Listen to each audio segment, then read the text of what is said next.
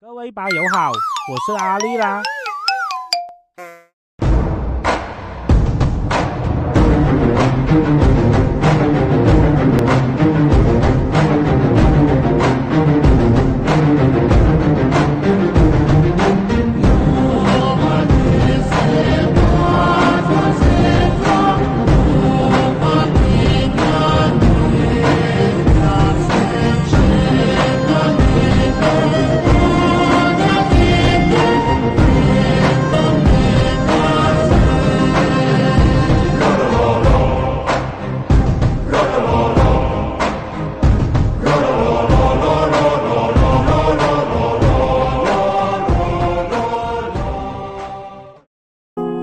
Teuku Razali Hamzah dilahirkan pada 13 April 1937, 83 tahun yang lalu.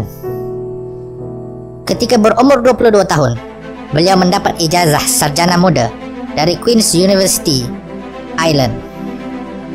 Ketika berumur 25 tahun, beliau menjadi ahli UMNO dan dilantik sebagai Ketua UMNO bahagian Hulu Kelantan.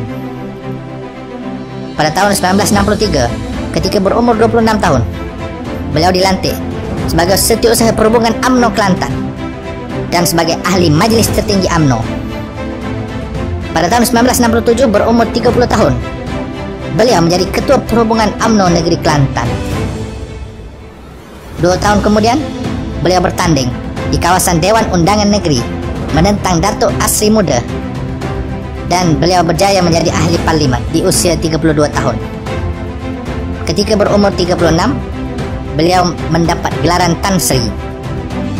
Pada tahun 1974, ketika terjadi pilihan raya pertama setelah penyatuan UMNO, Barisan Nasional dan PAS, beliau bertanding di kursi parlimen dan menjadi naib presiden UMNO pada Julai setelah kematian mengejut almarhum Tun Dr. Ismail Abdul Rahman.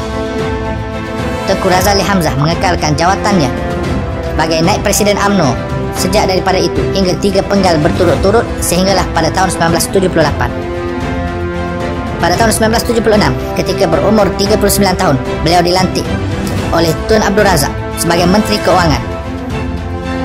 Pada tahun 1984, di era pentadbiran Mahathir, beliau dilantik sebagai Menteri Perdagangan dan Industri dalam sebuah rombakan kabinet yang dilakukan pada bulan Julai.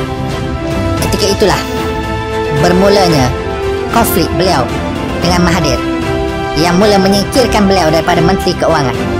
Ketika berumur 50 tahun, 3 tahun kemudian, beliau mula mencabar kem Mahathir Mohamad dan Ghaffar Babur bersama dengan Musa Hitam dalam pemilihan parti sebagai presiden dan naib presiden parti UMNO. Kami berani kerana kami benar.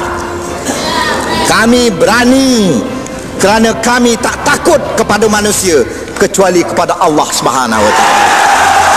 Akhirnya beliau tewas dengan 43 undi di belakang Mahathir.